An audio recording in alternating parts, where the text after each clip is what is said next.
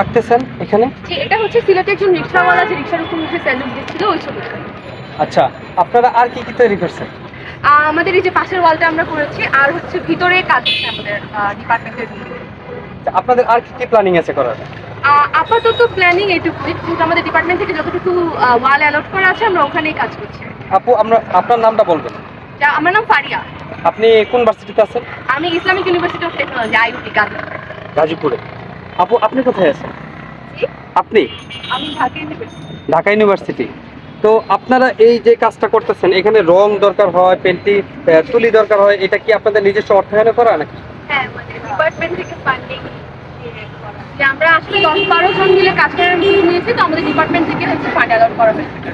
আপু, আরেকটা বিষয় হলো যে এই আপনার ভাই বোনেরা যারা ট্রাফিকের দায়িত্ব পালন করতেছে, ওদের কিছু বলতে চান আপনারা?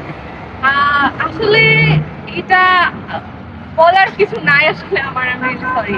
আমরা গ্রেটফুল যে ওরা কাজ করছে, কারণ এই রোদে এত ঘন্টা পর ঘন্টা দাঁড়িয়ে কাজ করা হবে না।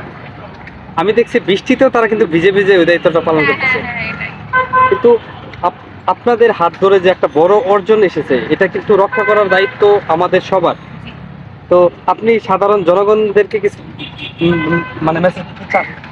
আমি মেসেজ দিতে চাবো, এটা বলবো যে আমরা বৈষম্য বিরোধী ছাত্র আন্দোলনের যে মূল চেতনা ছিল যে জাতি ধর্ম বর্ণ নির্বিশেষে বাংলাদেশে সবাইকে সমানভাবে ট্রিট করা হবে, কারোর পক্ষে কোনো বৈষম্য করা হবে না।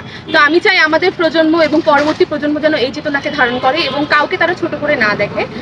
আমরা সবাই যে মানুষ, আমরা সবাই যে সমান, এটা যেন তারা মনে প্রাণে বিশ্বাস করে। এবং আমি আরও তাদেরকে আহ্বান জানাবো যে আমাদের পূর্ববর্তী প্রজন্মরা যে কাজটা করেছে, যে তারা অন্যায়ের বিরুদ্ধে চুপ করেছিল, তো আমি চাই আমাদের এই প্রজন্ম এবং পরবর্তী প্রজন্ম যেন এটা না করে। তারা যেন কোথাও অন্যায় দেখলে তারা যেন আওয়াজ তোলে এবং আমরা সবাই যেন একসাথে সেই অন্যায়কে প্রতিহত করতে পারি, এই আশা আমি রাখি। আপু, আপনাদেরকে অসংখ্য ধন্যবাদ। আপনারা ভালো থাকবেন, সুস্থ থাকবেন, শুভকামনা আপনাদের জন্য।